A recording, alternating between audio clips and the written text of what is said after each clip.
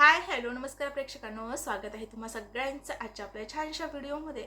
तर प्रेक्षकांनो, घरोघरी मातीच्या चुली या मालिकेमध्ये दिवसेंदिवस शर्वरीचा ड्रामा हा खूपच इंटरेस्टिंग होत चाललेला आहे. नवनवीन ट्विस्ट यामध्ये येत आहेत. तर असंच काही प्रेक्षकांनो आजच्या एपिसोडमध्ये देखील घडलेलं आहे. तर नेमकं काय घडलेलं आहे तर चला जाणून घेऊयात.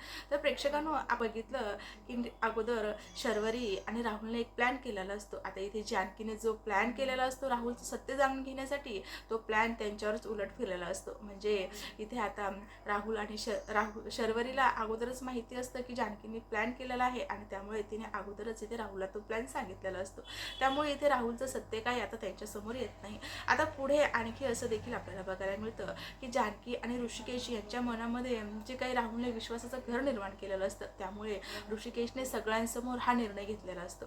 आता इथे ऋषिकेश हा जे आहे तर हॉलमध्ये आलेला असतो आणि तो आता राहुलला आवाज देतो. तेवढं त्याच्या आहे तर जानकी कुटुंबातल्या सगळ्या जणांना आवाज देते. आता सगळेच तिथे जमा होतात. आता रणदेव कुटुंबातले सगळेच तिथे जमा होतात.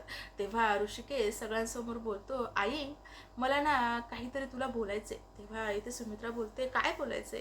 तेव्हा तो बोलतो, आई मी शर्वरीबद्दल एक निर्णय घेतलेला आहे, आता तेच मला तुम्हाला सांगायचंय. तेव्हा सौमित्र बोलतो, दादा काय बोलायचंय तुला? तेव्हा तो बोलतो, हो सौमित्र सांगतो, थांब, असं बोलतो. आणि आता ऋषिकेश बोलतो, आपल्या सगळ्यालाच माहिती आहे शरू आणि राहुल हे दोघांचं एकमेकावर प्रेम आहे, त्यामुळे मी हा निर्णय घेतलेला आहे.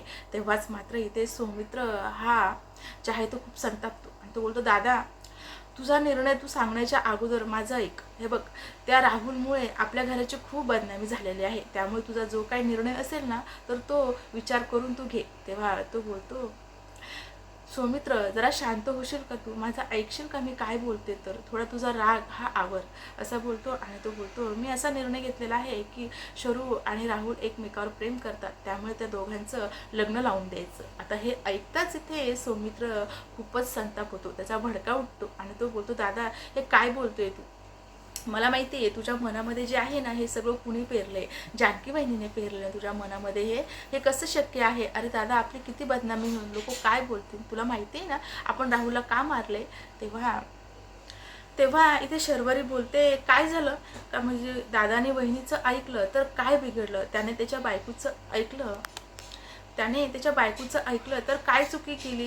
ती माझ्या भल्याचाच विचार करतायत ना, माझ्या आनंदाचा विचार करतायत, माझ्या सुखाचा विचार करतायत ते. आणि तुला का बरं प्रॉब्लेम आहे ते माझा विचार करतायत तर? असं काही ती बोलत असते. तेव्हा तो बोलतो, शरू तू शांत बस, तुला ना काहीही कळत नाही, तुझं सुख कशात आहे कशात नाही. तुला याने प्रेमाच्या जाळ्यात अडकवलंय आणि त्यात तू अडकत चालली आहे. तेव्हा ती बोलते, माझ्या भल्याचा विचार कुणाला कळतो? माझ्या भल्याचा विचार मला कळत नाही, तुला कळतो का? कळतो तुला माझ्या भल्याचा विचार? अरे तुझी सख्खी बहीण ही जेलमध्ये असताना तू तिच्याकडे पाठ फिरवलीस, तिला तू सोडवलं नाहीस. तुझ्यापेक्षा तर तुझी बायको बरी. किती स्वार्थी आहेस रे तू. असं काही बरंचसं इथे आता शरू म्हणजे शर्वरी ही तिच्या मनातलं बोलत असते. आणि तेव्हा सौमित्रला राग येतो आणि सौमित्र आता तिच्यावर हात उचलतो. आता हात उचलताच तेवढ्यात मध्येच आता इथे राहुल येतो आणि राहुल सौमित्रचा हात पकडतो. तेव्हा सौमित्र हा मोठ्याने ओरडून बोलतो, तुझी हिंमत कशी झाली रे माझा हात पकडायची? आणि तू कोणत्या नात्याने माझा हात पकडलास? असं त्याला बोलतो. नाही सोडणार मी तुझा हात, काय करशील? आणि तुझी हिंमत कशी झाली शरूवर हात उचलायची? तेव्हा तो बोलतो, शरूशी माझं नातं आहे, त्यामुळे मी तिच्यावर हात उचलू शकतो, पण तुझं तिच्याशी काय नातं आहे सांग, असं बोलतो. तेव्हा मात्र इथे राहुल हा देखील मोठ्यानं ओरडत बोलतो, मी तिचा होणारा नवरा आहे. तेव्हा इथे सौमित्र बोलतो, तू तिचा होणारा नवरा आहेस, पण तू झाला नाही मी तिचा नवरा, पण मी तिचा भाऊ आहे.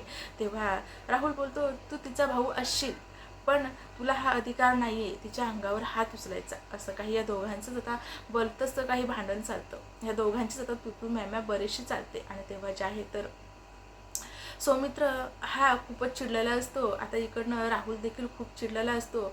तो बोलतो, माझ्यासाठी शर्वरी ही सर्वस्व आहे, ती माझ्यासाठी सगळं काही आहे, माझं आयुष्य ही शर्वरी आहे आणि तू तिच्यावर हात उचलू नाही शकत. आणि यानंतर जर तू तिच्यावर हात उचललास तर तू बघून घे. असं काही दोघांचे बरेचसे वाद इथे होतात. बाकींचे घरचे देखील आता या दोघांचं असं वागणं बघून हे देखील खूप आश्चर्यचकित होतात. आणि तेव्हा जे आहे तर जानकीला सुचत नाही काय करावं. तिच्या ती कानाला हात लावते आणि तेव्हा तिला जवळच भरलेलं एक पाण्याचं भांडं दिसतं. तेव्हा ती भांडं घेते आणि मोठ्याने जमिनीवर फेकते. तेव्हा त्याचा आवाज होतो. तरी देखील ते शांत बसत आहेत, तरी त्यांचा वाद हा चालूच असतो. तेव्हा दोघे एकमेकाला एकाला मारणार एवढं काही यांचं वाद चालू असतो. तेव्हा एकीकडे ऋषिकेश हा सौमित्रला आवडतो तर दुसरीकडे सारंग हा राहुलला आवडतो. आता प्रेक्षकांनो, आता नंतर जानकी ही जी आहे तर सौमित्र आणि राहुलला दोघांना शांत बसायला सांगते, पण दोघे देखील शांत होत नाही. तेव्हा जानकी ही राहुलला बोलते, राहुल मी तुझ्यासमोर आता हात जोडते, पण प्लीज तू इकडनं जा. जेव्हा वातावरण शांत होईल ना तेव्हा मी स्वतः तुझ्याशी कॉन्टॅक्ट करेन, पण तू आता इकडनं जा. तेव्हा राहुल हा तिकडनं जातो आणि तेव्हा जे आहे तर जानकी ही सौमित्राला बोलते, सौमित्र भाऊजी काय चाललंय तुमचं? नाही काय चाललंय? तुम्ही तुमच्या बहिणीच्या आनंदाचा विचार न करता समाजाचा विचार करताय. समाज काय बोलल्याचा तुम्ही विचार करताय. आपल्याला त्यांचं सुख बघायचंय. आपण पावलोपावली वंशांच्या सोबत राहू शकतो का? त्यांचे आयुष्यभर आपण साथ निभवू शकतो का? त्यांना एका जोडीदाराची गरज आहे ना. असं बरंचसं काही इथे जानकी बोलत असते, असं बरंचसं इथे काही जानकी बोलते. आणि बघा जरा त्यांच्याकडे असं काही ती आता बोलते तेव्हा जे आहे तर शर्वरी मात्र तिथे राहत नाही.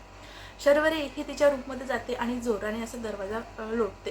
तेव्हा दरवाजा पॅक होतो आणि आता इथे शर्वरी ही स्वतःला इजा पोहोचवण्याचा प्रयत्न करते. आता ती फॅनला ओढणी बांधते आणि ती जी आहे तर आता आत्महत्या करण्याचा प्रयत्न करत असते. आता तेवढ्यातच जानकी बोलते, वंसा कुठे गेल्या? तेवढ्या दुसरीकडनं सुमित्रा बोलते, अरे ऋषिकेश बघ, शरू काही टोकाचं पाऊल उचले. आणि तेव्हा आता सगळंच रणदिवे कुटुंब हे तिच्याकडे धावतात, म्हणजे तिच्या रूमकडे धावतात. इकडे सौमित्र हा हॉलमध्ये एकटाच उभा असतो, तो मात्र काही जात नाही. आणि तेव्हा शर्वरी ही फॅनला ओढणी बांधून तिचा जीव देण्याचा प्रयत्न करत असते. आता शरूला दरवाजा खोल शरू, पण मात्र शर्वरी काही दरवाजा खोलत नाही. आणि तेवढ्यात ऋषिकेश हा दरवाजा तोडतो आणि जेव्हा ते समोर हे दृश्य बघतात तेव्हा त्यांना खूपच मोठा इथे धक्का बसतो. तर असं काही प्रेक्षकांनो, शर्वरीचा ड्रामा काही केला संपत नाही. आता यांचं लग्न नेमकं होईल कसं? होईल तर लग्न यामध्ये आणखी काय ड्रामा होणार आहे, नेमकं नवीन पुढे काय ट्विस्ट येणार आहे हे पुढे पाहणं खूपच उत्सुकतेचे आहे.